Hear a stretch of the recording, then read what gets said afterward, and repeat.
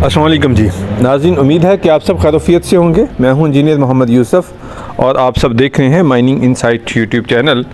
अपने इस चैनल पर हम आपको माइनिंग के हवाले से mining projects, mineral processing, mineral upgradation की मालूमात देते हैं।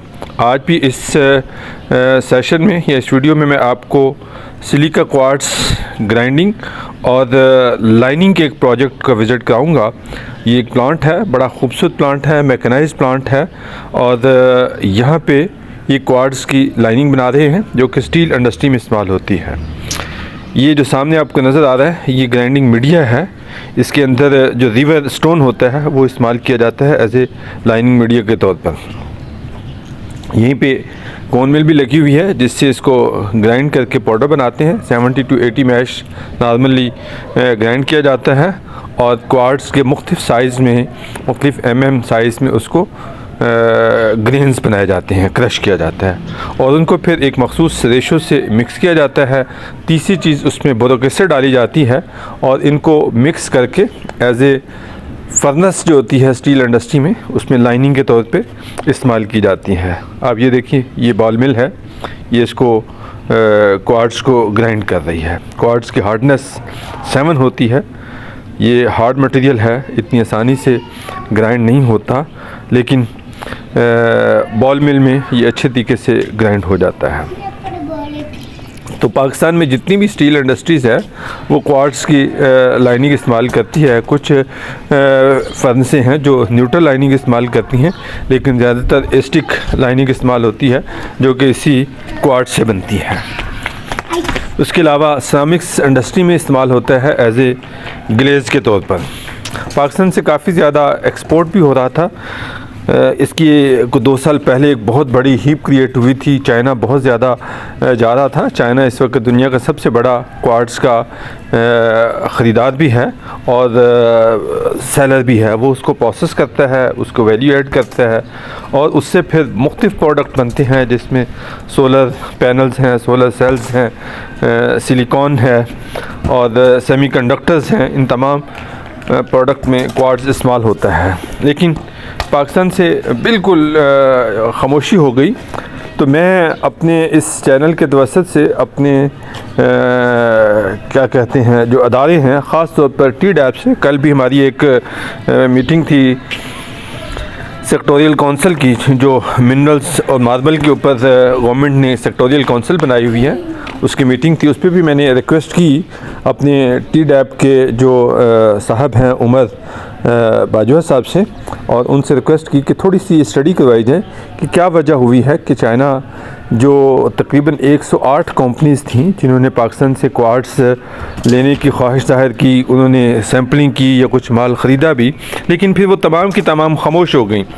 और इसके ऊपर एक स्टडी होनी चाहिए क्योंकि दुनिया के हर उस मुल्क में जहाँ पे पाकिस्तान की एम्बेसी है वहाँ पे हमारे ट्रेड इन्वेस्टमेंट ऑफिसर्स हैं, वहाँ पे कमर्शियल हताची हैं जिनका काम ही ये है कि वो वहाँ से इन्वेस्टमेंट को पाकिस्तान में लेकर आना, वहाँ से बिज़नेस के हवाले से कम्युनिटी के साथ उनका कनेक्टिविटी होना और उनको डाइवर्ट करना पाकिस्तान की तरफ। इसी तरीके से पाकिस्तान से अगर कोई प्रोडक्ट एक्सपोर्ट हो सकता है तो उसकी फैसिलिटेशन करना। तो चूँकि ये एक काफ़ी बड़ी डिमांड क्रिएट हुई थी, लेकिन फिर वो डिमांड कम हो गई, तो हमें उसको देखना चाहिए कि कहाँ पे प्रॉब्लम आया। क्या हमारे कहीं मटेरियल में उसकी क्वालिटी में फ़र्क है, रेट्स में इश्यूज़ हैं, या वहाँ पे डिमांड कम हो गई। तो ये ज़ाहिर है जो हमारी वहाँ पे एम्बेसी है और ट्रेड इन्वेस्टमेंट ऑफिसर हैं, कमर्शियल हताचीज़ हैं, वो अगर थोड़ी सी इसके ऊपर वर्किंग करेंगे तो इससे ना सिर्फ मुल्क को बहुत बड़ा फ़ायदा होगा बल्कि हमारी इंडस्ट्री जिस पे लोगों ने करोड़ों रुपया इन्वेस्ट किया, अभी इस वक्त आप हर तरफ जहाँ जिस साइड पर जाएं आपको क्वार्ट्ज के स्टॉक मिलेंगे। लोगों ने ख़रीदा, उसको साफ़ किया, प्रोसेस किया, लेकिन चूँकि मार्केट बिल्कुल खामोश हो गई और वो मटेरियल वैसे का वैसे पड़े हुए हैं। माइनें डेवलप की, रास्ते बनाए। तो अगर थोड़ा सा हमारे ये अदारे उस पर हेल्प करें, फैसिलिटेट करें, तो यकीनन ये सेक्टर दोबारा उठ सकेगा। ये बहुत बड़ी इंडस्ट्री है, बड़ा सेक्टर है। बहुत से लोग इसके साथ एसोसिएट हैं और मज़ीद लोग इसके साथ वाबस्ता हो सकते हैं। इसकी वैल्यू एडिशन की जा सकती है, उसको प्रोसेस किया जा सकता है, इससे क्वार्ट्ज आर्टिफिशियल स्लैब बनती हैं, वो बनाई जा सकती हैं।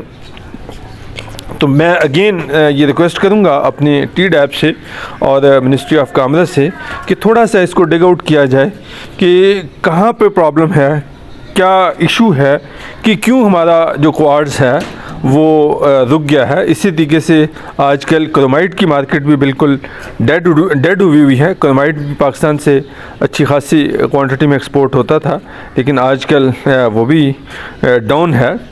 तो अगर ये फैसिलिटेशन दी जाए तो यकीनन हमारे ज़्यादातर जो एक्सपोर्टर्स हैं, माइनर्स हैं, उनकी एक्सेस नहीं है, वो एक्सपोर्ट के हवाले से उनके पास इंफॉर्मेशन नहीं है कि वहाँ चाइना में इस वक्त क्या सिचुएशन आ गई है, क्यों ये ट्रेड रुक गई है।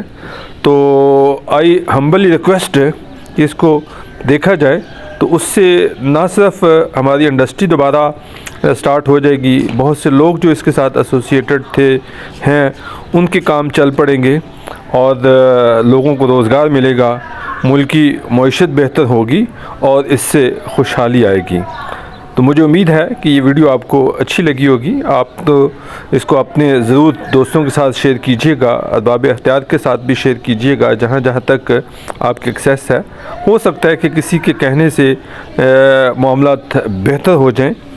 तो अपने कमेंट्स भी ज़रूर कीजिएगा कि आपको ये वीडियो कैसी लगी, अपने कमेंट्स ज़रूर लिखिएगा। और अगर अभी तक आपने चैनल सब्सक्राइब नहीं किया तो सब्सक्राइब कर लीजिएगा।